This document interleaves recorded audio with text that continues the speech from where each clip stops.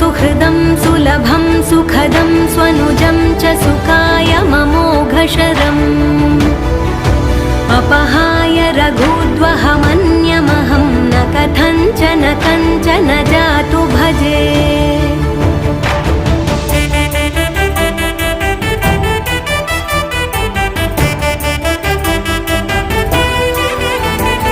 विना वेङ्कटेशं ननाथो ननाथः सदा वेङ्कटेशं स्मरामि स्मरामि।